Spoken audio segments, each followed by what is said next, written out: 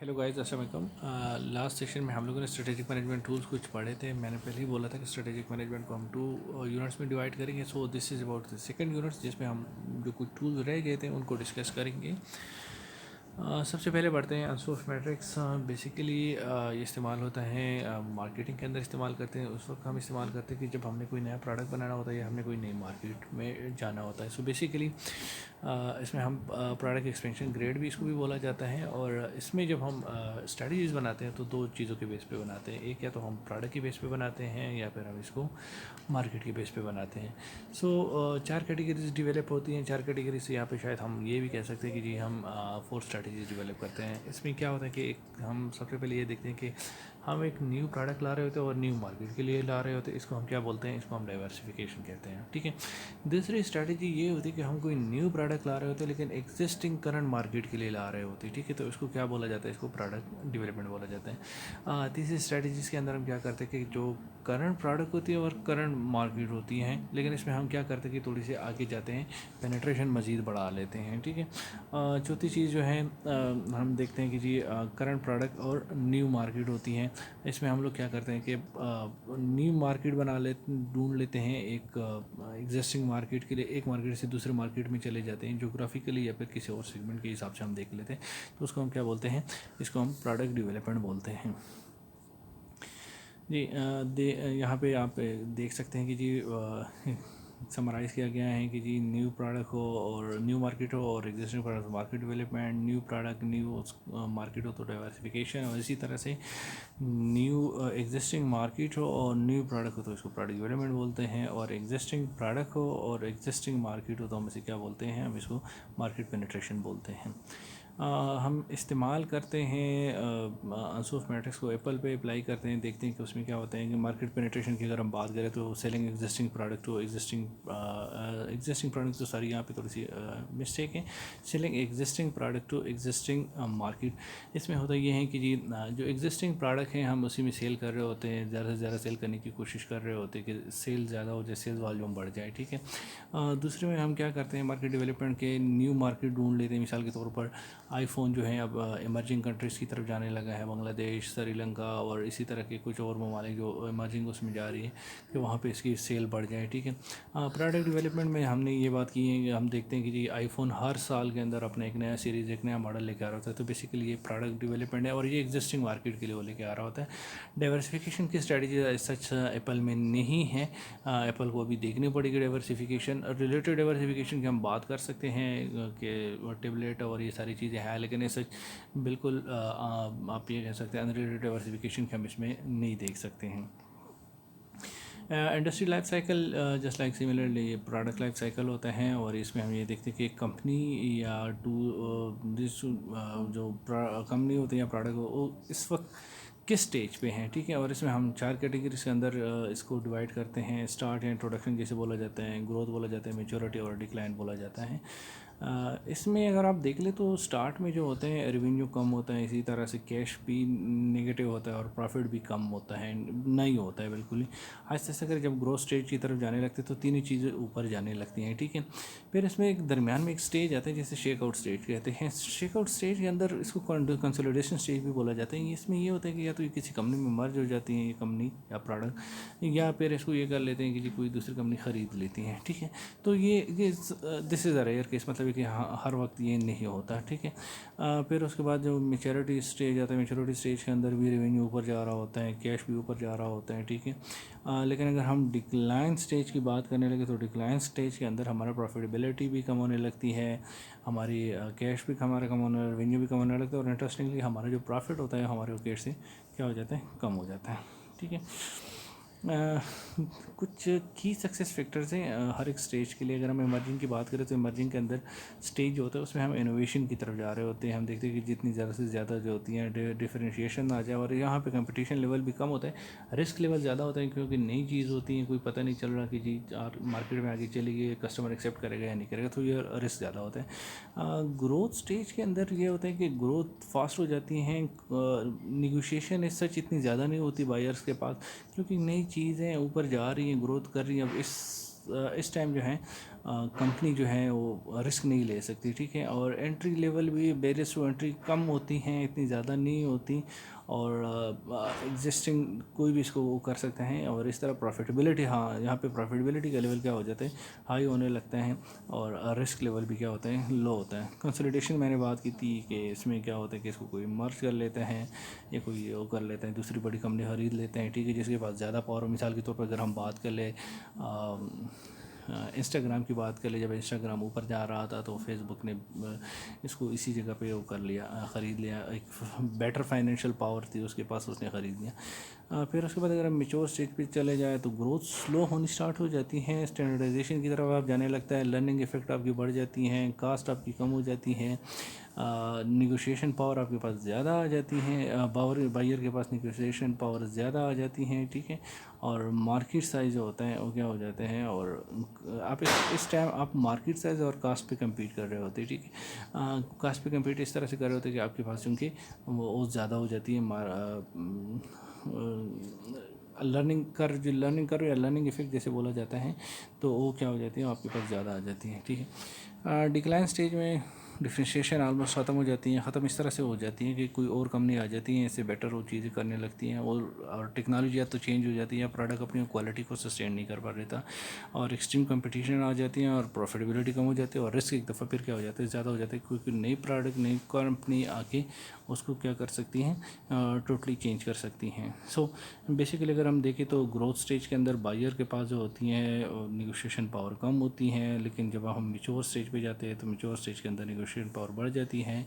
इसी तरह अगर हम इमर्जिंग में देखें तो रिस्क ज़्यादा होता है, डिक्लाइन में भी रिस्क ज़्यादा होता है, ग्रोथ में जो है वो रिस्क क्या हो जाता है, कम हो जाता है। अच्छा, अब इस हम जाते हैं V R I O framework. इसमें भी हम ये देखते हैं कि जी हम इंटरनल कैपेबिलिटीज़ एक ऑर्गेनाइजेशन की जो रिसोर्सेज या एसेट्स होते हैं उनको देखते हैं, उनको 4 चीज़ों के मुताबिक देखते हैं कि क्या वो वैल्यूएबल है, रेयर है, इनिमेटेबल है, और ऑर्गेनाइज्ड है कि नहीं है। इसी के बेस पे हम देखते हैं कि कंपनी को कम्पिटिटिव पोजीशन क्या है इस वक्त इंडस्ट्री के अंदर। अगर ये सारे के सारे उसके पास जवाब हमारे पास, हम बेसिकली 4 क्वेश्चन पूछते हैं, अगर ये सारे के सारे के जवाब जिसमें आ जाए तो हम ये कहते हैं कि उसके पास बड़ी सस्टेनेबल कम्पिटिटिव पोजीशन है। आगे जाके हम देखते हैं कि इसमें होता क्या है, फिर समझ आ जाएगी। बेसिकली हम सबसे पहले देखते हैं, कोई भी हम ले लेते हैं, कोई रिसोर्स ले लेते हैं, कोई कैपेबिलिटी देख ले लेते हैं, मिसाल के तौर पर टेक्नोलॉजी भी ले लेते हैं। टेक्नोलॉजी में हम देखते हैं कि जी वैल्यूएबल हैं, अगर नहीं है तो ये कम्पिटिटिव डिसएडवांटेज है कंपनी के लिए, अगर हैं तो इससे क्या होता है। फिर हम अगर येस तो हम रेयर की तरफ चले जाते हैं, रेयर का देखते हैं कि जी क्या ये रेयर है, अगर रेयर नहीं है तो ये हमारे पास एक क्या है, कम्पिटिटिव पैरिटी आ जाती है। कम्पिटिटिव पैरिटी का मतलब है कि ये दूसरे कम्पिटिटर के पास भी होते हैं, हम उस लेवल पे आ जाते हैं जो कम्पिटिटर के पास होती हैं, ठीक है। अगर येस है तो फिर हम उसके बाद इनिमेटेबल पे चले जाते हैं। इनिमेटेबल में हम ये देखते हैं कि क्या हमारे पास इनिमेटेबल ये जो टेक्नोलॉजी इसको कोई और कॉपी कर सकता है, नहीं कर सकता, या कोई और डेवलप कर सकता है या नहीं कर सकता, या ये जो रिसोर्स है ये किसी कोई और इसको एक्वायर कर सकते हैं या नहीं कर सकता, तो हम इसको कहाँ पे ले जाते हैं। अगर नहीं है तो फिर ये हमारे पास टेम्परेरी कम्पिटिटिव एडवांटेज है। नहीं का मतलब है कि कोई और इसको कॉपी कर सकते हैं, हम नहीं का मतलब ये कि कोई और इसी तरह की टेक्नोलॉजी ला सकता है, तो हम ये हमारे पास टेम्परेरी कम्पिटिटिव एडवांटेज है। अगर नहीं ला सकते, अगर ये से मतलब ये कि कॉपी नहीं हो सकती, तो हम इसको देखते हैं कि क्या ये ऑर्गेनाइज्ड है कि नहीं है। अगर ये ऑर्गेनाइज्ड है तो हमारे पास ये सस्टेनेबल कम्पिटिटिव एडवांटेज आ जाते हैं। अगर ये ऑर्गेनाइज्ड नहीं है तो हमारे पास अनयूज कम्पिटिटिव एडवांटेज, मतलब है कि कंपनी इसको लॉन्ग अरसे तक, लंबे अरसे तक लेके जा सकते हैं, एक्सप्लॉइट कर सकते हैं मार्केट के अंदर, इसको मार्केट कर सकते हैं कि नहीं कर सकते, कस्टमर को बता सकते हैं, वैल्यू बता सकते हैं कि नहीं कि जी ये वाली चीज़ हमारे पास है, और हम इसी को इस्तेमाल करके आपकी जो नीड या वांट है उसको सेटिस्फाई कर लेते हैं। सो बेसिकली हम यहाँ पे देखते हैं कि ऑर्गेनाइजेशन का क्या कमांड है, उसके ऊपर ऑर्गेनाइज कर सकते हैं और उसको एक्सप्लॉइट कर सकते हैं कि नहीं कर सकते। हम अगर देखें तो टोयोटा की एग्जांपल लेते हैं, जस्ट इन टाइम स्ट्रेटजी जो इस्तेमाल करते हैं। देखिए आपकी स्ट्रेटजी भी क्या हो सकती है, वो उसको भी आप वी मॉडल पे बेस पे आप देख सकते हैं। जस्ट इन टाइम एक आपकी इंटरनल एक आप ये कह लें कि एक रिसोर्स स्ट्रेटजी भी आपकी एक रिसोर्स हो सकती है जो वक्त के साथ साथ डेवलप हुई हैं। वैल्यूएबल हैं, ज़ाहिर है आपको लो कास्ट में आपको हेल्प करती हैं। जस्ट इन टाइम में ये होता है कि जी आप अपनी इन्वेंट्री को कम से कम रखते हैं और आपको जब चीज़ें जिस वक्त चाहिए होती है उस वक्त आप अवेलेबल हो जाती हैं। रेयर हैं क्योंकि काफ़ी मतलब है कि पॉपुलर स्ट्रेटजी हैं, तकरीबन सारी कंपनियों ने इसको अडॉप्ट करने की कोशिश की, लेकिन जिस तरह से टोयोटा ने किया है, टोयोटा को अभी तक किसी ने कॉपी नहीं किया। उसके बाद अगर हम इनोवेटेबल पर देखें तो सेम सिचुएशन है कि अभी तक इसके मुकाबले में कोई दूसरा सिस्टम अभी तक डेवलप नहीं हुआ। ऑर्गेनाइजेशन की बात करें तो देखें तो टोयोटा ने इसको काफ़ी यूटिलाइज़ किया हुआ है, 1960 से इसको अप्लाई कर रहे हैं और इसमें अभी तक क्या हो गया, पूरा परफेक्ट हो गया। और इसमें अभी तक जो शुरू में उनके पास थी, जो मतलब है कि अभी तक उन लोगों ने सस्टेन किया हुआ है इस चीज़ को। सो बेसिकली ये अगर हम देखें तो इसी तरह से हम दूसरी कंपनी को भी उठा सकते हैं, कोई उसका ह्यूमन रिसोर्स को भी देख सकते हैं, हम उसकी टेक्नोलॉजी को भी देख सकते हैं, हम उसकी स्ट्रेटजी को भी देख सकते हैं, हम उनकी पॉलिसीज़ को भी देख सकते हैं। तो कोई ना कोई चीज़ हम देख सकते हैं कि जी उसी के बेस पे हम VRI फ्रेमवर्क से हम अंदाज़ा लगा सकें क्या वो सस्टेनेबल कम्पिटिटिव एडवांटेज में है या उसके लिए डिसएडवांटेज है या वो कम्पिटिटिव पैरिटी पे आ रहा है, तो हम देख सकते हैं इस चीज़ को। फिर उसके बाद मैकेंजी 7S फ्रेमवर्क, ये बुनियादी तौर पर ये थ्योरी जो है या ये मॉडल जो है ये चेंज मैनेजमेंट के अंदर इस्तेमाल होता है। इसमें हम देखते हैं कि जी एक ऑर्गेनाइजेशन के 7 एलिमेंट्स होते हैं जो एक दूसरे के साथ कनेक्ट होते हैं, या ये सारी चीज़ें जो होती हैं मिल मिला के एक ऑर्गेनाइजेशन की सक्सेस या चेंज को जो है उसको इम्पेक्ट करती हैं। इसमें से अगर हम देखें तो हमारे पास 3 किस्म के सॉफ्ट स्किल्स हैं, 4 शेयर्ड वैल्यूज़ हैं, स्किल्स है वर्कर के, स्टाइल्स हैं और स्टाफ है। ठीक है, इसके मुकाबले में अगर हम हार्ड एलिमेंट्स देखें स्ट्रेटजीज, तो उसके अंदर हमारे पास है स्ट्रेटजी है, स्ट्रक्चर है एंड सिस्टम है। जो सॉफ्ट एलिमेंट्स हैं उनको थोड़ा सा मेजर करना बड़ा मुश्किल हो जाता है। ठीक है, ये हर एक के लिए अलग अलग से वेरी होता है, तो ये थोड़ा सा इशू करते हैं। जो इसके मुकाबले में जो हार्ड एलिमेंट होते हैं वो थोड़े से टेंजिबल होते हैं और इनको आप देख सकते हैं, मेजर कर सकते हैं।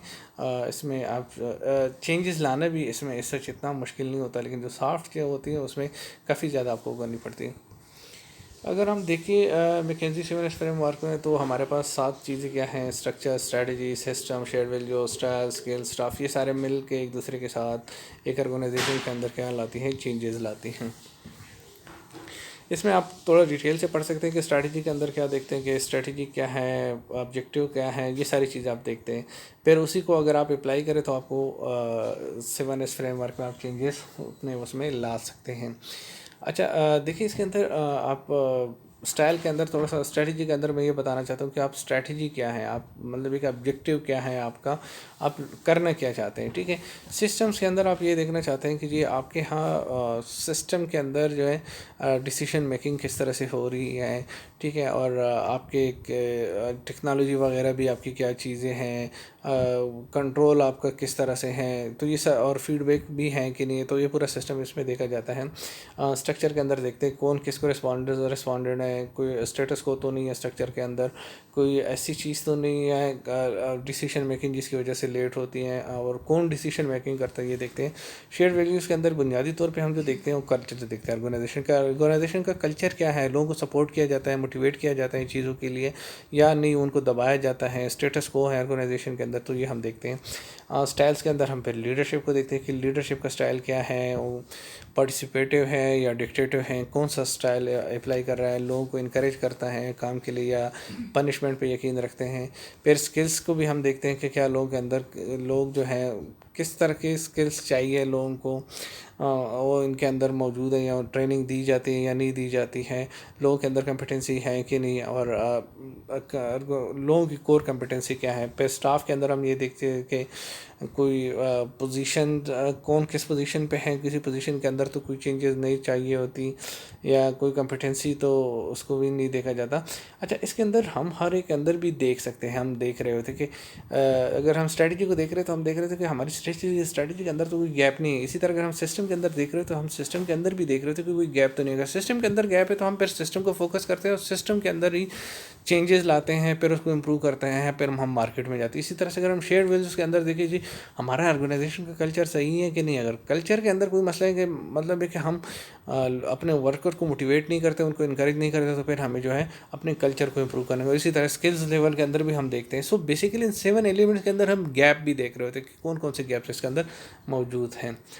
स्वाट एनालिसिस के बारे में हम ज़्यादा बात नहीं करेंगे। स्वाट हम पहले ही पढ़ चुके हैं। स्ट्रेंथ होती है, वीकनेस होती है, opportunities threads. Opportunity threads external market के अंदर होती हैं। स्ट्रेंथ क्या होती है कि आपके बिजनेस या आपके ऑर्गेनाइजेशन के इंटरनल होती हैं, और वीकनेस भी ऐसी ही होती है। स्ट्रेंथ ऐसी चीज़ें होती हैं जो आपके इंटरनल होती हैं, जिसकी वजह से आपको कंपटीटर एडवांटेज मिलता है, जबकि वीकनेस ऐसी होती है जो आपके पास नहीं होती, कंपटीटर के पास होती है, जिसकी वजह से आपको ऑर्गेनाइजेशन के अंदर कम्पीट करने में मसला होता है। अपॉर्चुनिटीज़ आपको एक्सटर्नल मार्केट के अंदर ऐसे फैक्टर्स होते हैं जिसकी वजह से आपके लिए अपॉर्चुनिटी होती है, आप बिजनेस को इंप्रूव कर सकते हैं, फेवर कर सकते हैं। थ्रेड्स इसके मुकाबले में होती है जो ऐसे फैक्टर जिसकी वजह से आपका बिजनेस जो होता है वो इम्पेक्ट हो सकते हैं नेगेटिवली। स्वाट एनालिसिस ऑलरेडी हम पढ़ चुके हैं। फेसबुक के अगर हम एग्जांपल ले लें तो वो रेवेन्यू मॉडल है, वीकनेस में अनवेरीफाइड कंटेंट है, लेकिन स्ट्रेंथ में बात की यूज़र फ्रेंडली। सो ये ऑलरेडी हम पढ़ चुके हैं। यहाँ से आप लोग देख भी सकते हैं।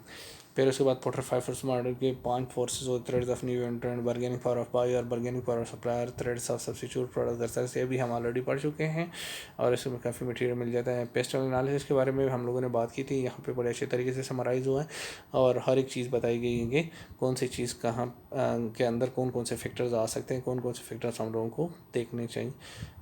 Thank you. आज के लिए इतना। कोई क्वेश्चन हो तो आप कमेंट्स में पूछ सकते हैं। Thank you.